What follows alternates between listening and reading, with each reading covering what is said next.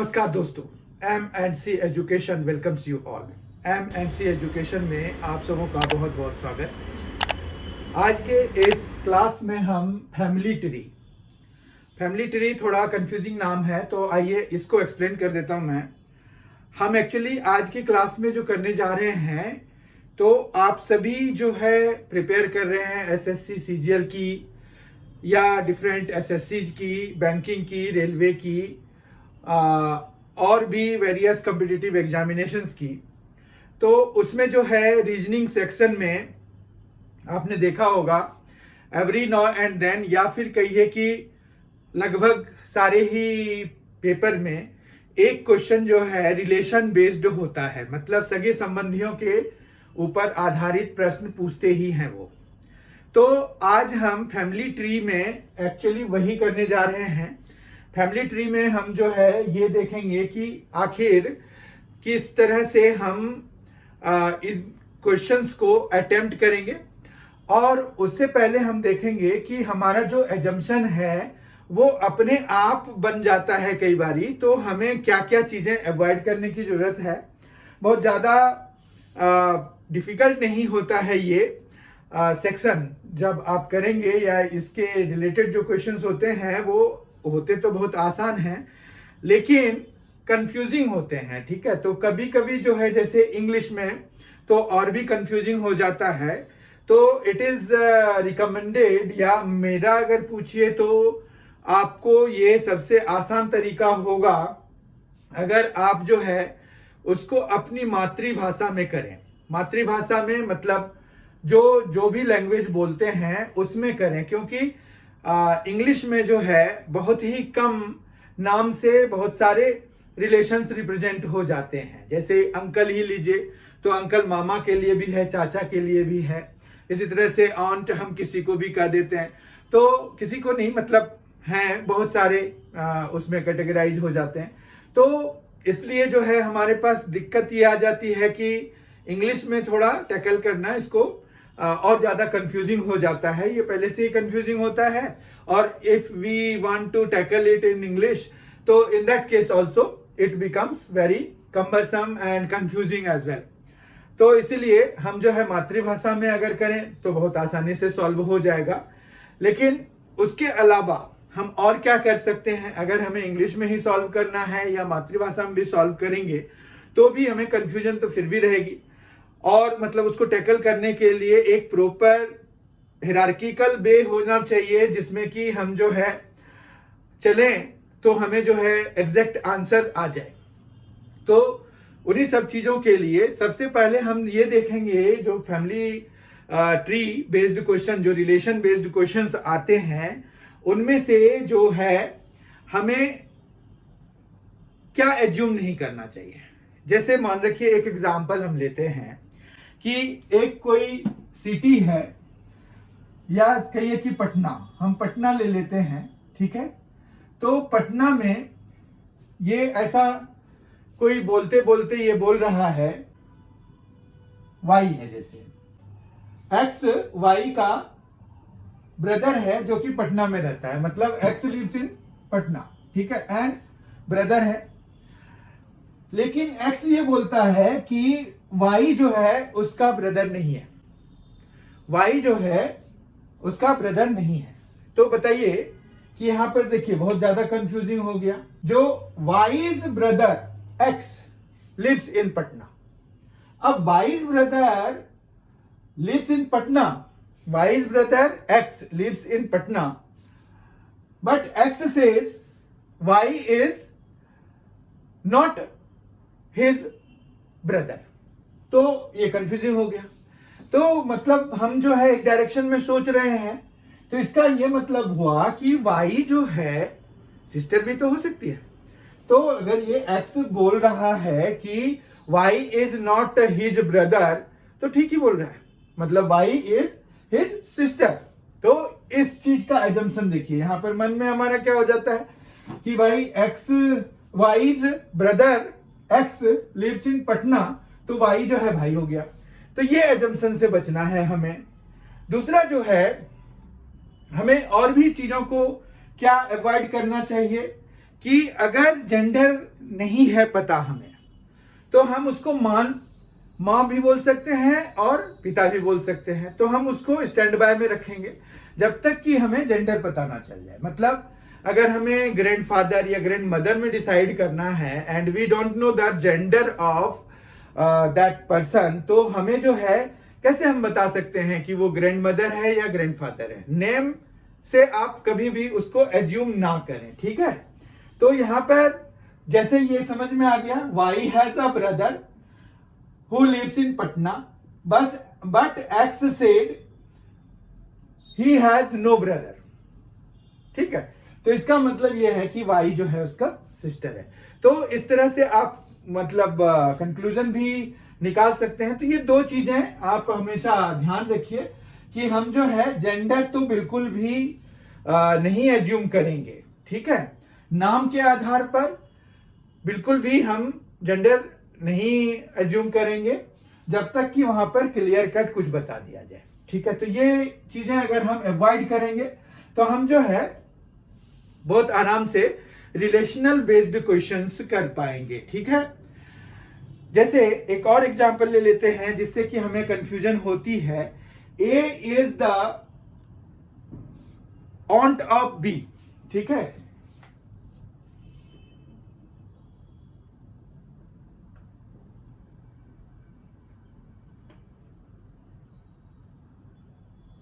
A is the aunt of B, ये लिया हमने। अब हमारे पास मैटरनल ऑन्ट है या पैटर्नल ऑन्ट है, ये तो नहीं बताया है इन्होंने, है ना। मतलब ए जो है बी की ऑन्ट है, तो वो जो है अब ऑन्ट में तो देखिए कि वो चाची भी हो सकती है, मामी भी हो सकती है। तो ये बड़ा दिक्कत वाली बात हो जाती है जब तक कि और कोई सपोर्टिव चीज ना रहे वहां पर, तो आप एज्यूम ना करें, ठीक है। तो यही एजम्पशन से हमें बचना है, ठीक है। मेनली यही था इन सभी एग्जांपल्स का मतलब कि यू मस्ट अवॉइड एजम्पशंस, ठीक है। अब हम देखते हैं कि हम जो है क्या क्या कुछ ऐसे टेक्निक्स हम लगाएंगे या रिप्रेजेंटेशन ऐसे करेंगे जिससे कि हम बहुत ही कम समय में ऐसे क्वेश्चंस को अटेम्प्ट कर पाएंगे, ठीक है। अब जैसे मान रखिए हमारे पास अगर पूरा कंफर्म्ड है तो हम ए अगर मेल है, ठीक है, तो हम उसको ऐसे लिखेंगे, ठीक है। यहां पर क्या है कि ए इज मेल, ओके।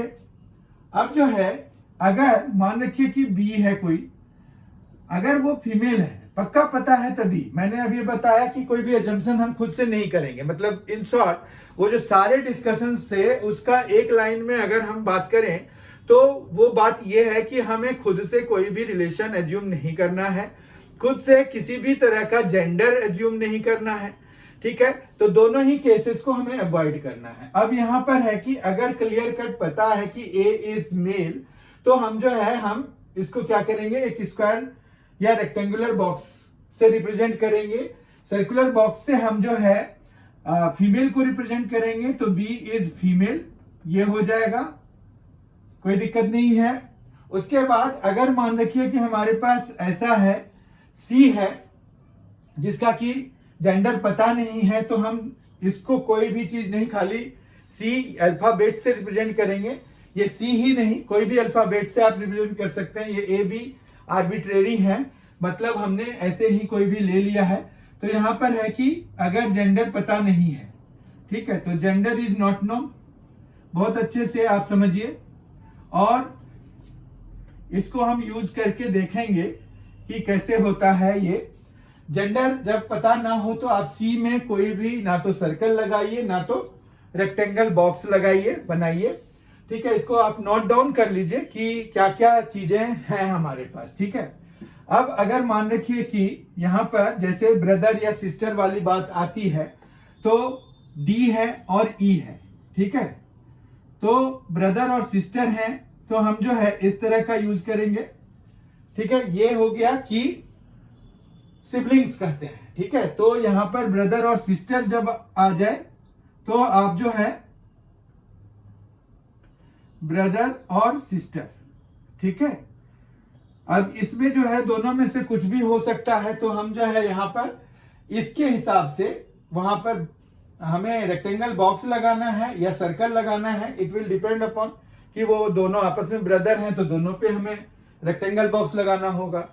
ब्रदर और सिस्टर हैं तो ब्रदर वाले पे हम रेक्टेंगुलर बॉक्स लगाएंगे, जबकि इधर सर्कल लगाएंगे। दोनों ही सिस्टर्स हैं तो हम जो है दोनों पे सर्कल लगा देंगे। ठीक है, इतना समझ में आ गया। उसके बाद अगर मान रखिए कि हमारे पास एफ और जी है, तो वो दोनों अगर हस्बैंड वाइफ हैं तो ये जो है हम ऐसे रिप्रेजेंट करेंगे।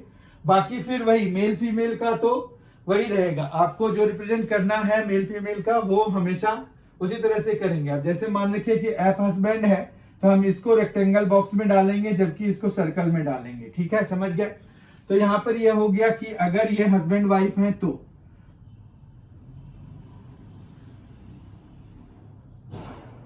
ये सेम लेवल पे हैं। ठीक है, उसके बाद एक और चीज हम देखते हैं कि जिसमें कि मान रखिए हमें ये दिया हुआ है कि वो जो है सन है या डॉटर है। मतलब अगर मान रखिए कि एच है और आई है, ठीक है, तो आई जो है एच का डॉटर है या सन है, तो हम जो है इस चीज को ऐसे रिप्रेजेंट करते हैं। ठीक है, तो सन और डॉटर को हम इस तरह से रिप्रेजेंट करेंगे। आई होप आपको ये समझ में आ गया होगा। तो ये जो सिंबल्स हैं ये यूज जब करेंगे आप क्वेश्चंस को सॉल्व करने के दौरान, तो आप बड़े आराम से कोई भी क्वेश्चन जो आपको फैमिली ट्री या जो रिलेशन बेस्ड क्वेश्चंस होंगे जिसमें कि आपको पूछा जाता है कि एक फोटो की तरफ इशारा करके कोई कुछ बोल रहा है कि ये है, तो आप जो है उसको आराम से सॉल्व कर पाएंगे। ठीक है, या फिर कोई डायरेक्ट क्वेश्चन होता है, फोटो वगैरह का सहारा लिए बगैर भी क्वेश्चन होता है, तो हम जो है कुछ क्वेश्चंस इनके बेसिस पर डिस्कस करते हैं अभी। तो उससे हमें पता चल जाएगा कि कैसे हम आखिर अटेम्प्ट करेंगे ऐसे क्वेश्चंस को ये रूल लगा करके। ठीक है, तो बस इतना सा रूल आपको फॉलो करना है। मेल के लिए आपको रेक्टेंगल बॉक्स यूज करना है, सर्कल हमें यूज करना है फीमेल के लिए। सी जो है अगर मतलब हम कोई भी ना तो रेक्टेंगल बॉक्स ना तो सर्कल यूज करेंगे अगर हमें जेंडर पता नहीं है उसका, जिसके बारे में बात की गई है। ब्रदर सिस्टर के बारे में ये हो जाएगा। ठीक है, और एफ इक्वल टू जी तो हस्बैंड वाइफ अगर हैं मतलब दे आर मैरिड, तो फिर हम ऐसे करेंगे मतलब सेम लेवल पे आ जाएगा। और ये जो है एरो से हमें पता चलेगा कि ये जो है हमारा या तो सन या डॉटर ऑफ एच।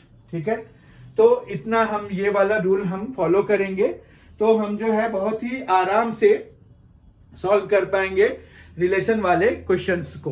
देखिए ये क्वेश्चन है, A is B's daughter, B is C's mother, D is C's brother, how is D related to ए।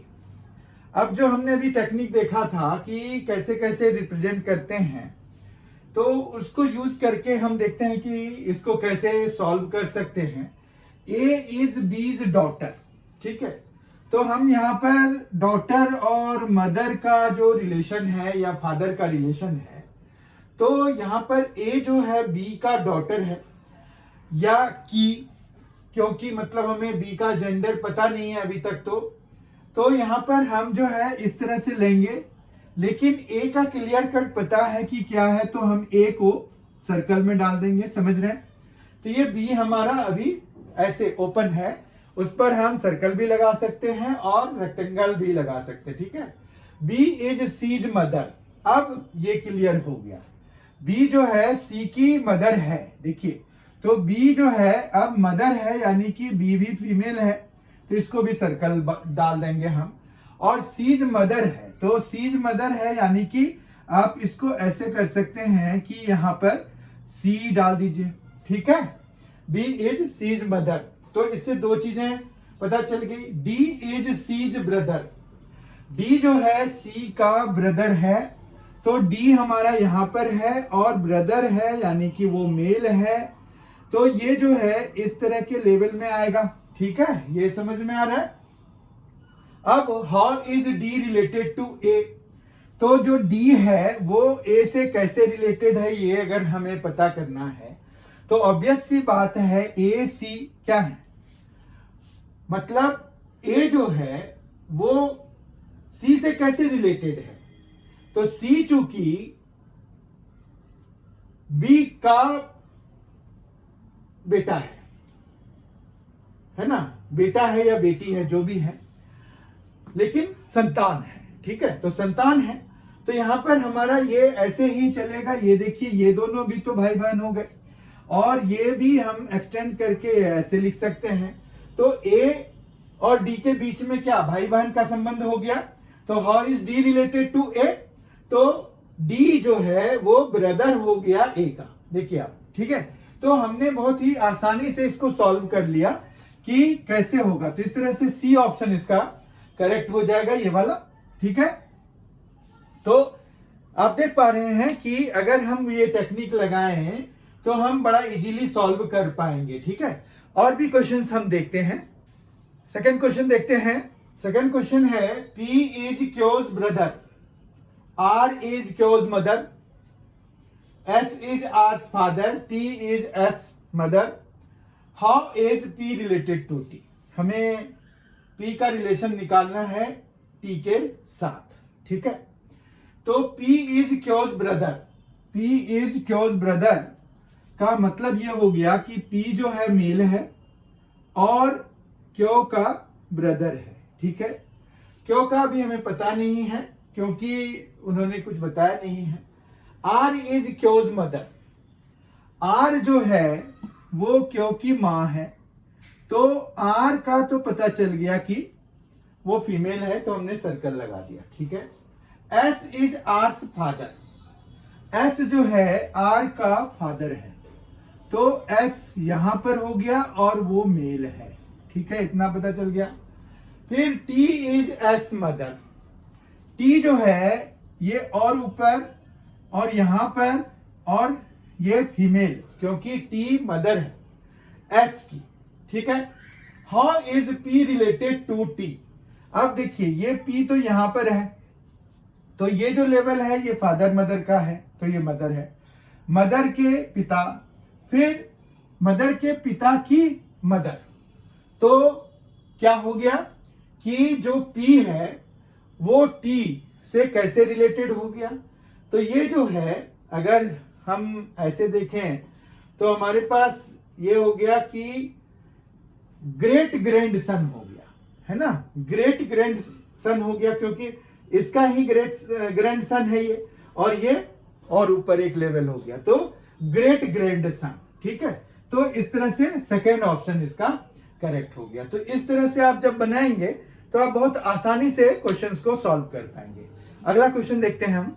अगला क्वेश्चन है ए इज बीज ब्रदर, ए इज बीज ब्रदर मतलब हम इसको कैसे लिख सकते हैं कि ए जो है वो ब्रदर है यानी कि मेल है और बी का ब्रदर है। हमें अभी बी का जेंडर पता नहीं है तो इसलिए हम यहां पर कुछ नहीं लिख रहे।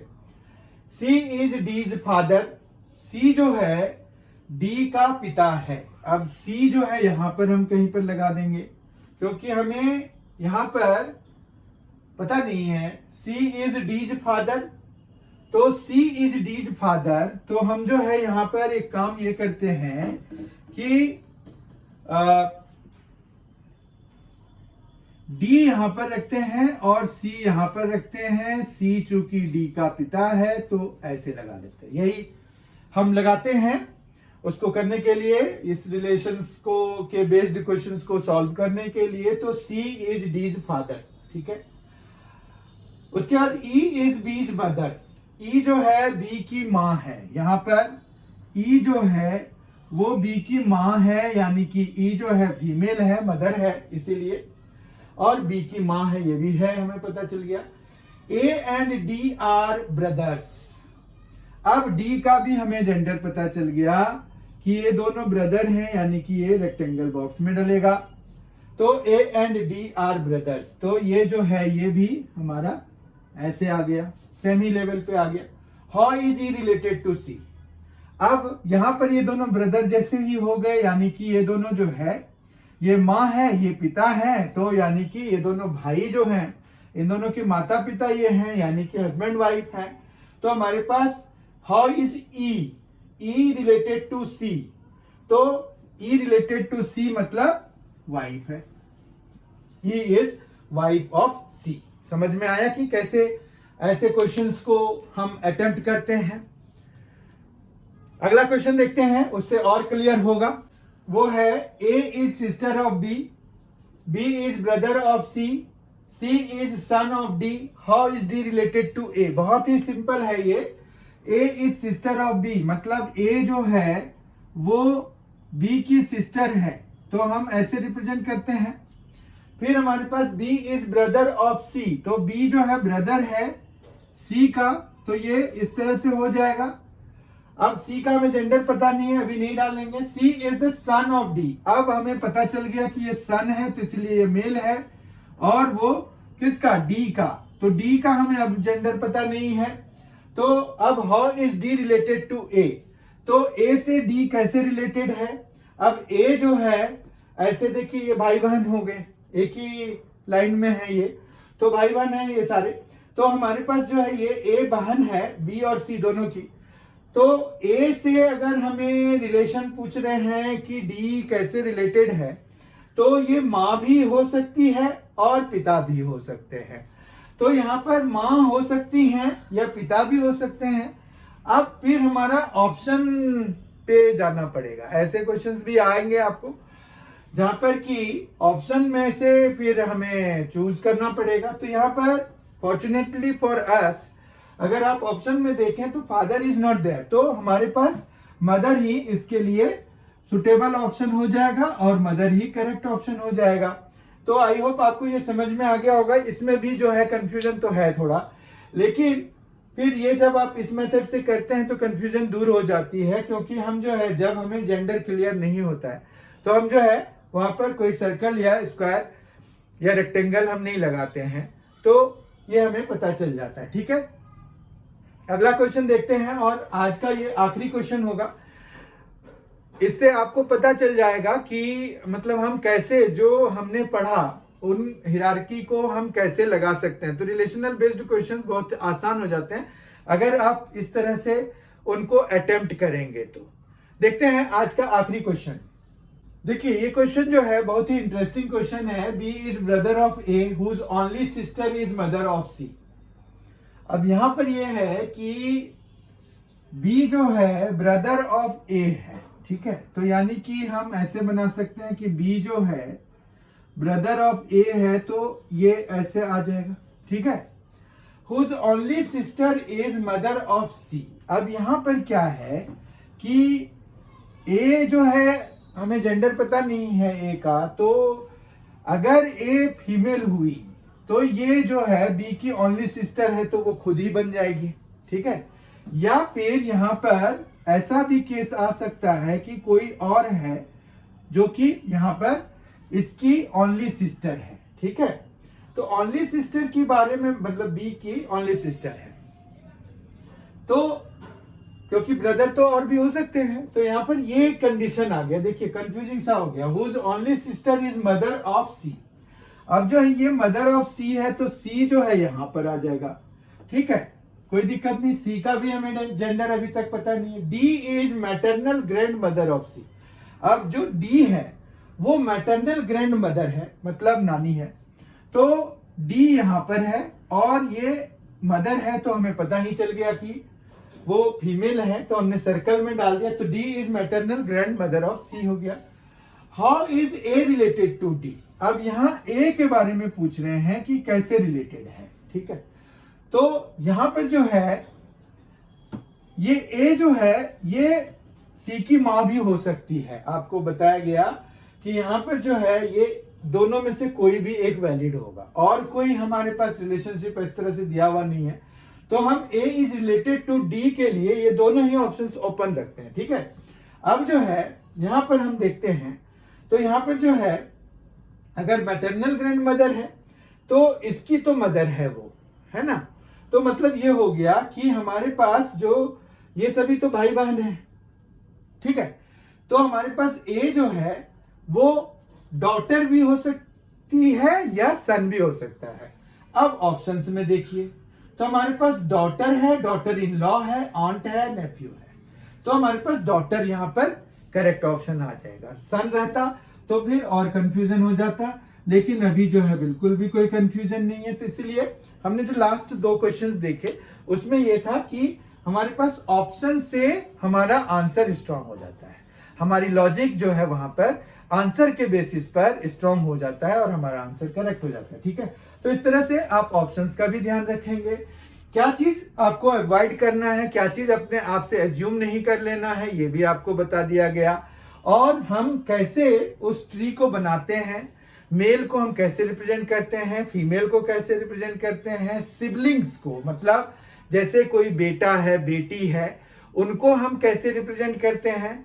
सिबलिंग्स में भतीजा, भांजा, भांजी ये सभी भी आ जाएंगे। तो आपको सिबलिंग्स में रिप्रेजेंट करने के लिए ये एरो का यूज होता है। ठीक है, तो आप जो है वो यूज करते हैं। उसके बाद हस्बैंड वाइफ के लिए इक्वल टू का साइन बीच में लगाया था हमने, तो और भाई बहन के लिए ये देखिए ऐसे लगाते हैं हम। ठीक है, तो ये आपको अगर आप यूज करेंगे, थोड़ी प्रैक्टिस करेंगे तो बहुत आसानी से रिजल्ट आने लगेंगे, बहुत आसानी से आपके आंसर्स होने लग जाएंगे, निकलने लग जाएंगे। आई होप आपने आज का सेशन एंजॉय किया। बहुत ही जल्द हमारी मुलाकात कोई एक और बहुत ही इंपॉर्टेंट सेक्शन के साथ होगी। बहुत ही जल्द हम मिलेंगे। अगर आपने M&C एजुकेशन को अब तक सब्सक्राइब नहीं किया है तो जरूर कर लीजिए। आपको ये रीजनिंग में, क्वांटिटेटिव एप्टीट्यूड में और जनरल नॉलेज में भी बहुत ज्यादा मदद करने जा रहा है। तो आप जो है अभी तो मेनली क्वांटिटेटिव एप्टीट्यूड और जो रीजनिंग है उनका ही सीरीज चल रहा है। तो हम जो है बहुत ही जल्द मिलेंगे।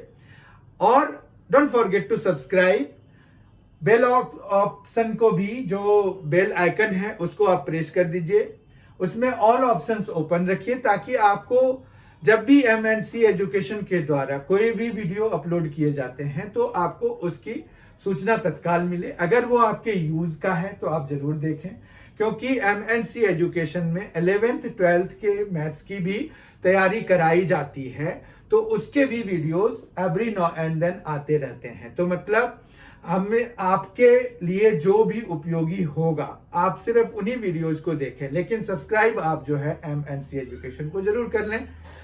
बहुत ही जल्द हम मिलेंगे। Thank you.